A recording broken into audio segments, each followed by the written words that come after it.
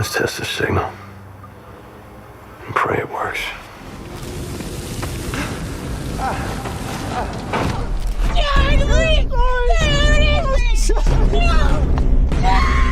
Some of the greatest science fiction movies ever made almost didn't survive their own productions. And here's the thing, this has nothing to do with budget overruns or studio notes.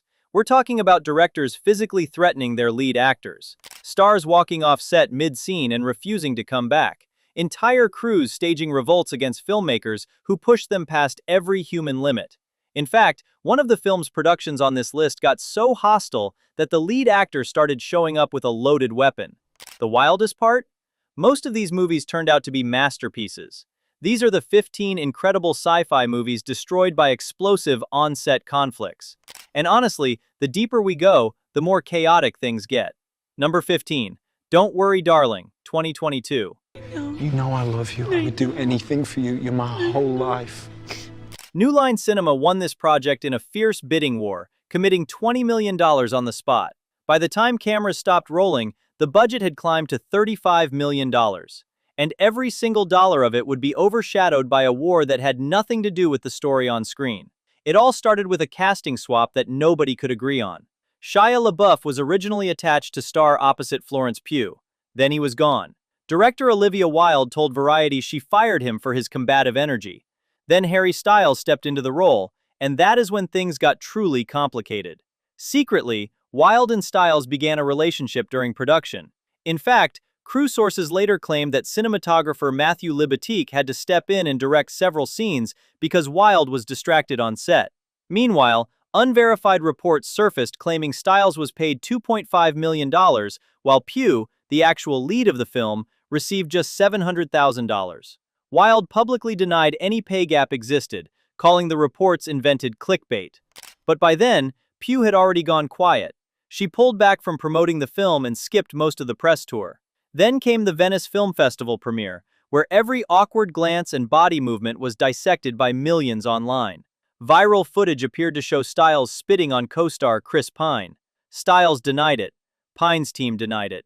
But the internet had already made up its mind. Don't Worry Darling opened at number 1 with $19.2 million from 4,113 theaters and earned $87.6 million worldwide. The numbers was never about the film. It was about the chaos behind it. Number 14. Fantastic Four, 2015. Look, this place gave him his powers, but it gave us all of ours too. Josh Trank was 29 years old and Hollywood's newest golden child. His debut feature Chronicle had turned a $12 million budget into $126 million at the worldwide box office. Fox rewarded him with Marvel's First Family and a budget that reportedly started at $155 million before the studio slashed it by $30 million during production. What followed was one of the most catastrophic director-studio meltdowns in modern superhero history. The production budget was $120 million. From the beginning, Trank and Fox were pulling in opposite directions. Fox wanted a commercially viable franchise launcher. Trank wanted to make a grounded, unconventional sci-fi film that had more in common with body horror than bright spandex. The script went through at least 5 writers, including Jeremy Slater, Zach Stentz, Ashley Edward Miller, Seth Grahame-Smith, and finally Fox's franchise architect, Simon Kinberg. Each rewrite moved the project further from Trank's original vision and deeper into a creative identity crisis. But here's the thing. On set, crew members described Trank as combative and withdrawn. He reportedly built a physical barrier around his monitor to isolate himself from the rest of the production. He fought hard to cast Miles Teller as Reed Richards over Fox's objections, only to clash with Teller so intensely that the two stood chest to chest on set, daring each other to throw the first punch. Even the house Trank rented during production became a casualty. His dogs reportedly caused over $100,000 in damage to the property. When Fox eventually took control of the production, they ordered extensive reshoots without Trank's involvement, brought in writer Drew Goddard to help salvage the script, and used stand-ins because some cast members were not fully available. The night before the film opened, Trank posted a tweet that would live in infamy. He wrote that a year ago he had a fantastic version of the film that would have received great reviews, then added that audiences would probably never see it. He deleted the tweet within hours, but box office analysts estimated it cost Fox an additional $10 million in opening weekend ticket sales. Fantastic Four opened to a dismal $25.6 million and finished with just $167.8 million worldwide. Number 13. Terminator Salvation, 2009. Now let me down. If I let you down. In 2008, Christian Bale was at the absolute peak of his cultural power.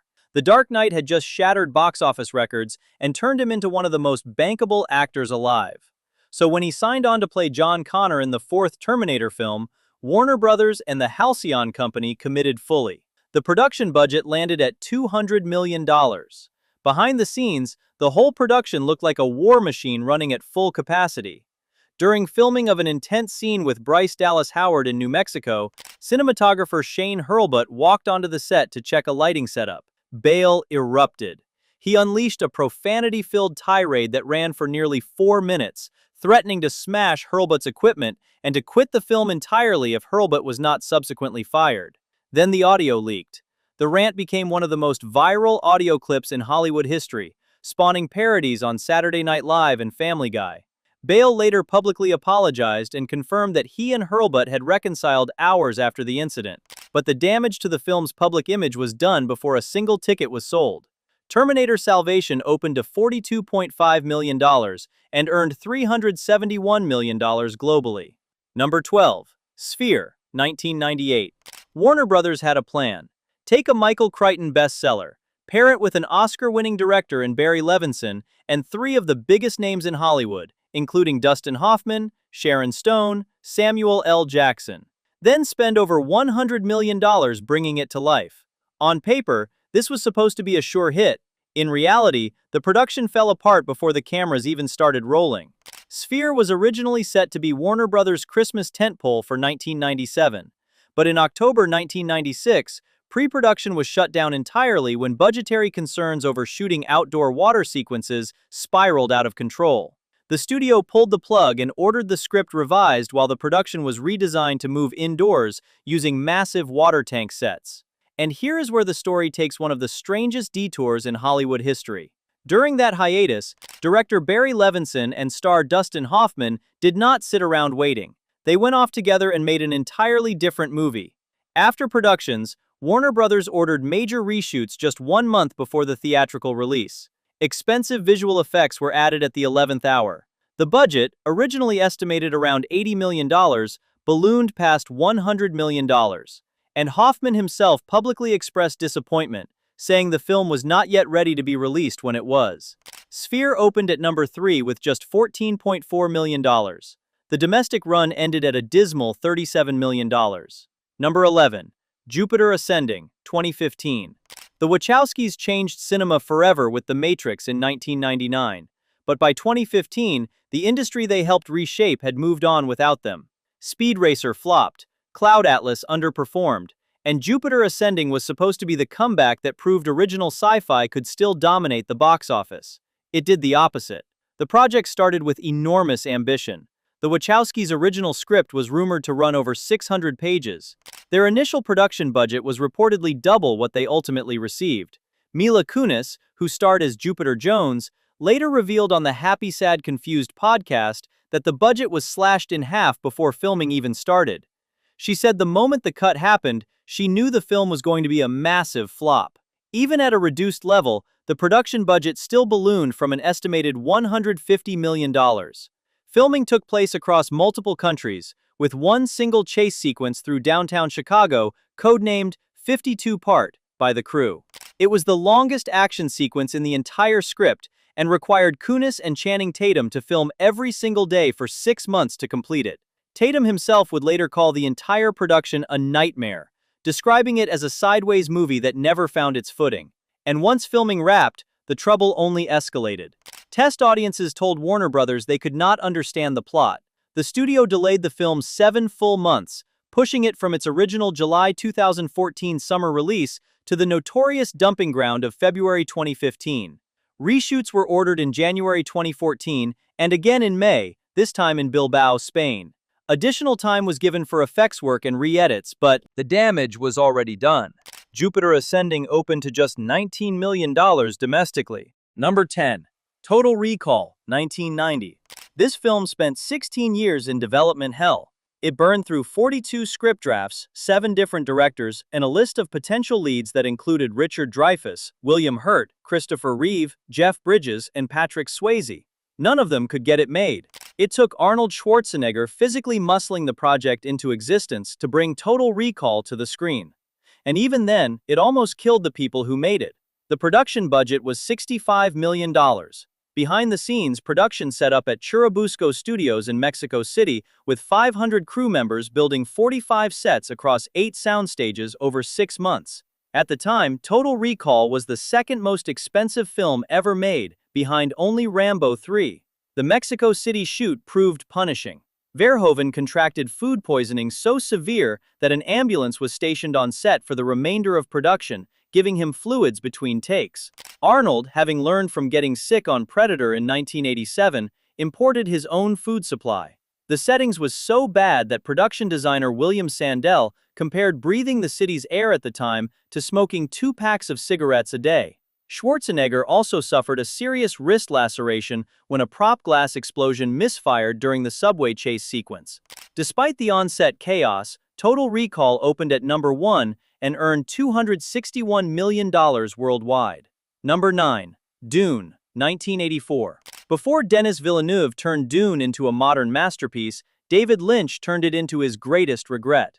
In fact, Lynch has disowned this film so completely that when the extended television cut was released, if you know David Lynch, you understand that kind of public rejection is not a creative tantrum. It is a wound. And here's the thing. The Dune project had already chewed up and spit out 2 other directors before Lynch got involved. Alejandro Jodorowsky famously spent years assembling an impossibly ambitious adaptation in the 1970s that never materialized. Filming took place at Churubusco Studios in Mexico City, with a crew of approximately 1,700 people building 80 sets across 16 sound stages.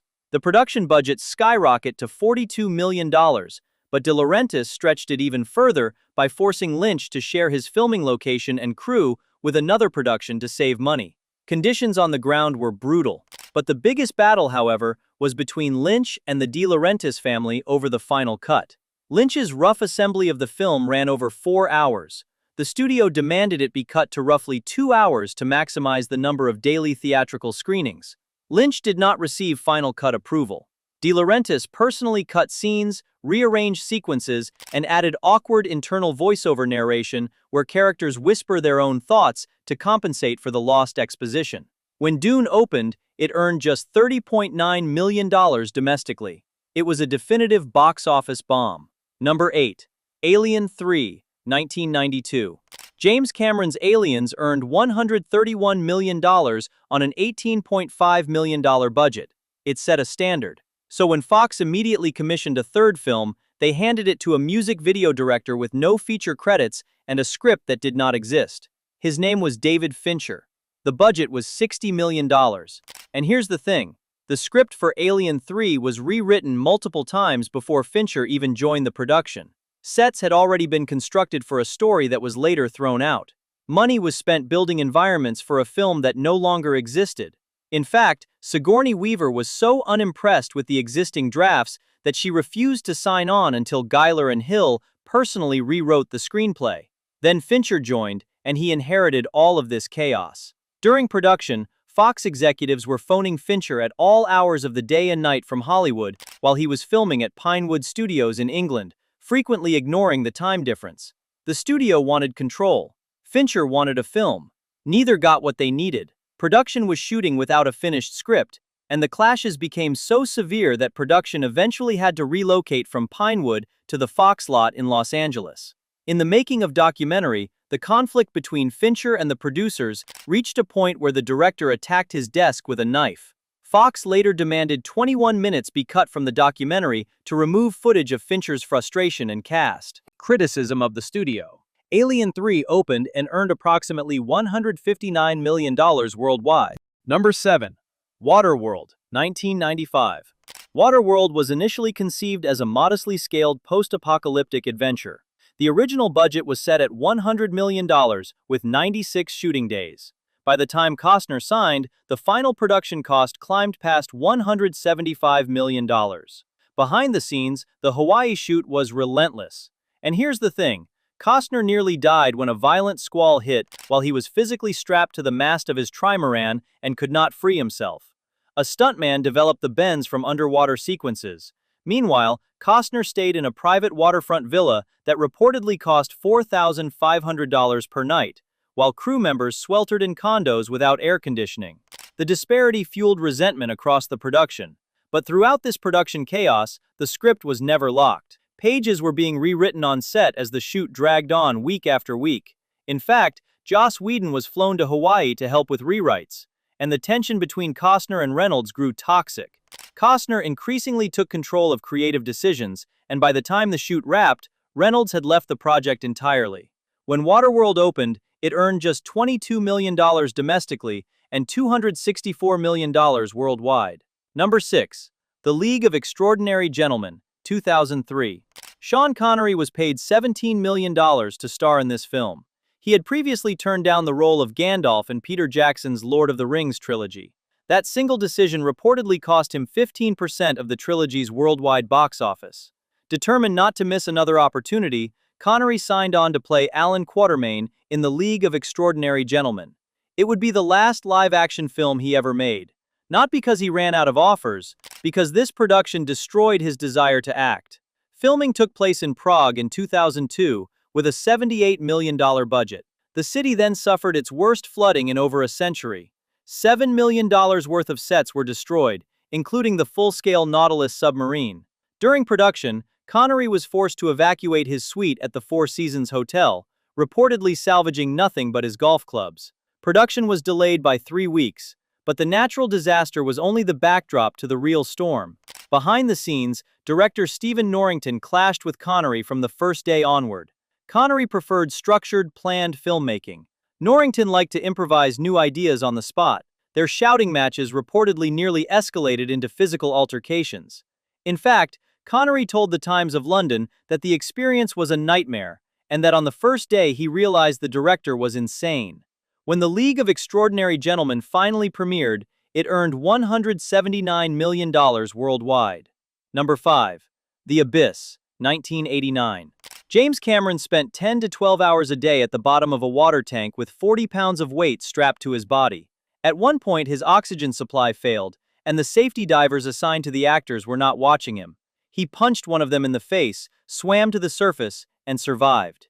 If he had not, the world would have never seen Terminator 2, Titanic, or Avatar. That is how close The Abyss came to ending everything. It started with a production budget of roughly $45 million. Behind the scenes, Cameron shot the film inside an abandoned nuclear power plant in Gaffney, South Carolina, using 2 massive specially constructed water tanks. 40% of principal photography took place underwater. Every actor on set had to learn to dive. Every day was a test of physical and psychological endurance, and Cameron pushed his cast and crew past every limit they had. In fact, during production, Ed Harris nearly drowned during a 40-foot swim without oxygen equipment. When he finally needed air, the safety diver assigned to him got stuck. A backup diver arrived but handed Harris the regulator upside down, flooding his lungs with water. Despite all these, The Abyss opened and earned just $90 million worldwide, making it the only James Cameron film to fail to cross the $100 million mark. Number 4. Supernova, 2000. Supernova began life in 1990 as a script called Dead Star. Over the next several years, it evolved through development hell, at one point involving the legendary alien designer H.R. Giger and a concept described as Hellraiser in outer space. The production budget was around $90 million. Before production, James Spader stepped into the lead and personally campaigned for Walter Hill to take over directing duties. Hill agreed. But MGM gave him only 2 months to prepare and rewrite the screenplay before principal photography.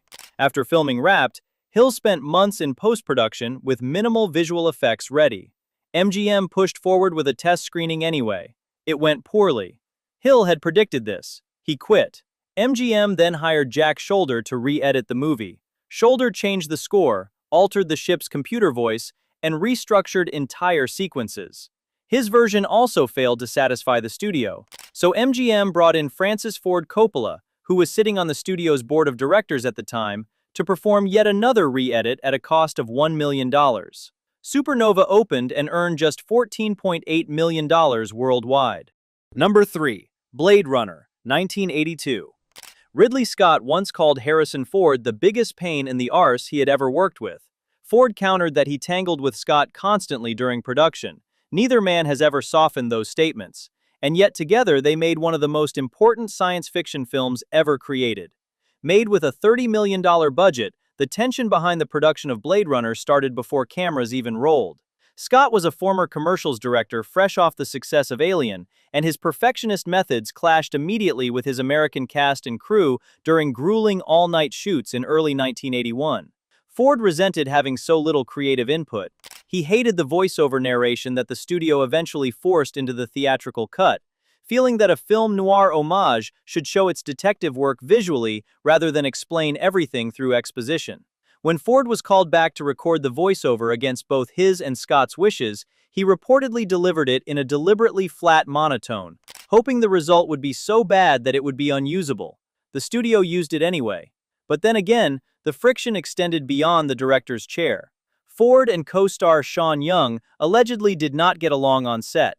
The crew privately nicknamed their love scene the hate scene because the two actors disliked each other so intensely. Blade Runner premiered and earned just $41.8 million at the box office. Number 2. The Matrix, 1999. Warner Brothers did not believe in this movie. The Wachowskis asked for $180 million. The studio would not go above $60 million. So the entire production was relocated from the United States to Sydney, Australia, where the budget could stretch further. The final cost came in at $63 million, and a permanent rewrite of the rules of action cinema. But nothing about The Matrix came easy. Will Smith turned down the lead role to make Wild Wild West. He later admitted he was not proud of that decision. The studio got so desperate they offered to change Neo into a woman and pitched it to Sandra Bullock. She also passed. Keanu Reeves finally signed on, but just before production began, he underwent spinal surgery because a fusion in his back had started causing paralysis in his legs. He then had to spend 4 months in intensive fight training. Because kicking remained difficult after his surgery, the choreography was adjusted so that Reeves primarily used punches throughout the film. Then came another chaos. Midway through production, Warner Brothers grew frustrated with how slowly filming was progressing and threatened to intervene. The Wachowskis and editor Zach Stanberg scrambled to assemble the opening sequence with temporary visual effects and showed it to the executives. After seeing it, the studio backed off completely. When The Matrix premiered, it earned $467.8 million. Number 1. The Island of Dr. Moreau, 1996. Richard Stanley had spent 4 years developing The Island of Dr. Moreau as a passion project. It was the first movie he had ever seen as a child. Finally, in the mid-90s, Stanley pitched his vision to New Line Cinema, secured the legendary Marlon Brando for the title role, and set up production in far north Queensland, Australia, with a $40 million budget. Originally, it was conceived as a modestly scaled horror film, but Brando's involvement turned it into a major studio production. Then everything went wrong at once. The day before shooting was scheduled to begin, Brando's daughter Cheyenne committed suicide. Brando retreated to his private island, and the production was thrown into limbo with no indication of when or whether he would return. Stanley tried to adapt by shooting out of sequence. Days later, a hurricane swept through and destroyed most of the set. The original lead, Rob Morrow, dropped out on just the second day of filming, and Val Kilmer, who was going through a painful divorce from actress Joanne Whalley, became increasingly combative on set. 3 days into filming, New Line fired Stanley. But here's the thing. Throughout production, Stanley never left Australia. Legally banned from the set, he was hiding in the nearby rainforest. Sympathetic production assistants smuggled him back onto the set disguised as one of the Dogman extras, his face hidden behind a full prosthetic mask. He stood on set in blistering heat, watching his own film unravel around him, never removing his mask during breaks to avoid detection, and even appeared in several scenes of the finished film. When The Island of Dr. Moreau finally opened, it earned just $27 million domestically. If this video changed the way you think about your favorite sci-fi films, hit that subscribe button and turn on notifications so you never miss what we cover next.